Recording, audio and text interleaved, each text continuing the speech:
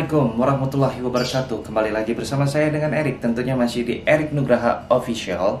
Dan pada video kali ini saya akan membahas mengenai tanaman yang viral di tahun 2020. Kita tahu di masa-masa pandemik di tahun 2020 banyak sekali orang yang bercocok tanam dengan tanaman hias. Namun tanaman hias ini sangat-sangat sekali viral ya. Apa tanamannya? Langsung aja. Jadi tanamannya ini dia. Tanaman Monstera, dan ini adalah Monstera deliciosa ya. Kemudian teman-teman, Monstera ini berasal dari Meksiko bagian selatan Panama. Di tahun 1700 menurut jurnal ya, itu dibudayakan oleh Inggris. Dan kemudian teman-teman, tanaman ini di habitat liarnya bisa mencapai 20 meter. Karena tanaman ini termasuk epifit ya. Dia merambat, menjalar, dan kemudian lebar daunnya bisa mencapai 1 meter. Baik teman-teman, kita masuk ke ciri-ciri daun dari Monstera ini. Ciri-ciri daun dari Monstera yaitu adalah hijau pekat ya. Hijau pekat, kemudian memiliki tulang daun yang tegas. Oke. Dan kemudian teman-teman, karena ini daun remaja, dia sudah membelah. Nantinya kalau sudah dewasa dia akan berlubang ya sebelum membelah di sini. Nanti akan saya perlihatkan daun yang sudah dewasa yang saya punya, bentuknya bulat oval seperti itu. Dan di sampingnya juga ini adalah daun yang belum pecah seperti ini. Baik teman-teman, kita masuk ke batang dan akar. Tanaman Monstera ini memiliki batang yang kuat. Kemudian jarak antar ruasnya ini berdekatan sekitar 5 atau 6 cm, dan dia memiliki akar angin yang biasa kita sebut ya. Fungsinya juga mencari nutrisi untuk tanaman ini. Ya teman-teman, ini dia akar anginnya. Dan di ruas ini berpotensi memiliki tunas baru ataupun akar anginnya. Seperti itu. Kita lihat. Oke teman-teman, ini dia King Monstera deliciosa.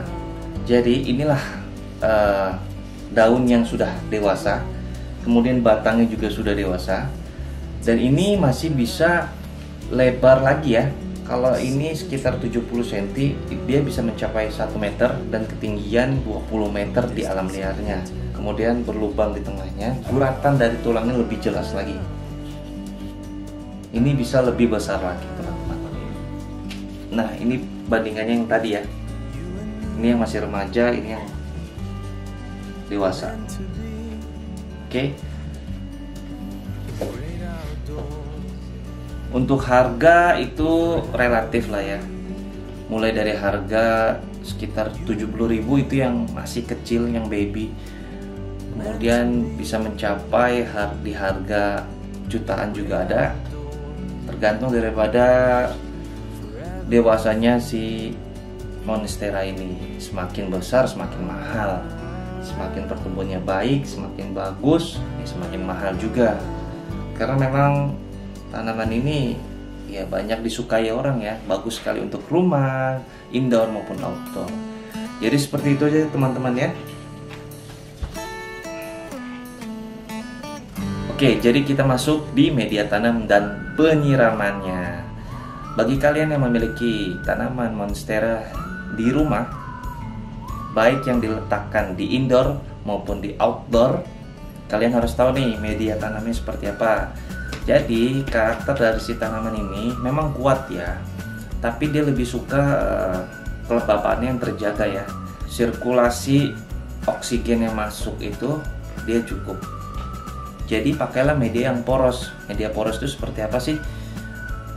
Banyak sekali yang bisa kita jumpai di penjual media tanam.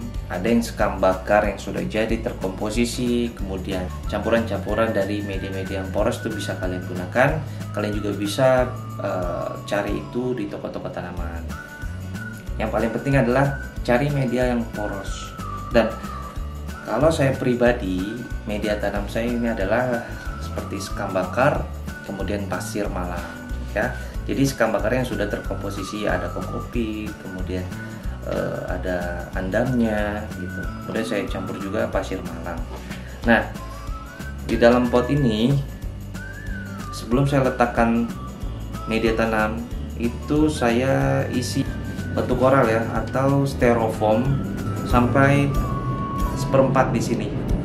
Jadi fungsinya kenapa saya banyakin, supaya sirkulasi oksigen itu masuk dengan mudah, sehingga air yang kita siram akan turun lagi dengan cepat. Kemudian oksigen itu sirkulasinya akan masuk dengan baik, seperti itu. Itu buat saya. Jadi kalau buat teman-teman punya treatment yang berbeda, silakan saja. Yang penting harus tahu karakter dari tanaman ini untuk menjadi tumbuh dengan sehat. Barulah media tanamnya ditanamin. Nah, berapa kali sih penyiraman? Kalau untuk berapa kali penyiraman tergantung daripada situasi, kondisi dari rumah kalian. Kalau yang rumahnya banyak terkena sinar matahari, menurut saya seminggu sekali cukup ya. Tapi kalau yang ada itu rumah yang terkena mataharinya itu sedikit ya, yaitu kalian bisa lah analisa berapa kali harus menyiram gitu.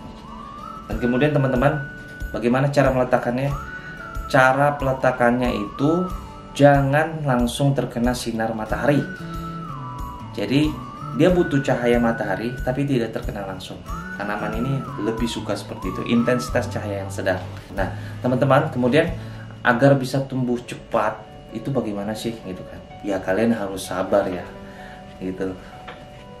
Cuma saya bisa kasih treatmentnya itu adalah letakkan di intensitas cahaya yang cukup. Kalau saya di outdoor ya, di teras rumah gitu. Jadi cahaya dapat tapi tidak langsung terkena matahari. Kemudian penyiramannya juga sudah saya analisa harus berapa kali siram dalam seminggu. Jadi dia cukup. Jadi mengertilah dengan tanaman. Jadi itulah tips dari media tanam dan penyiramannya dari saya. Monggo buat kalian yang punya treatmentnya, silakan. Yang paling penting adalah cara merawatnya supaya tumbuh sehat. Bagaimanapun caranya, dia harus sehat. Oke? Baik, itu saja teman-teman video kita kali ini. Jangan lupa subscribe, like, comment, and share. Semoga bermanfaat. Wassalamualaikum warahmatullahi wabarakatuh.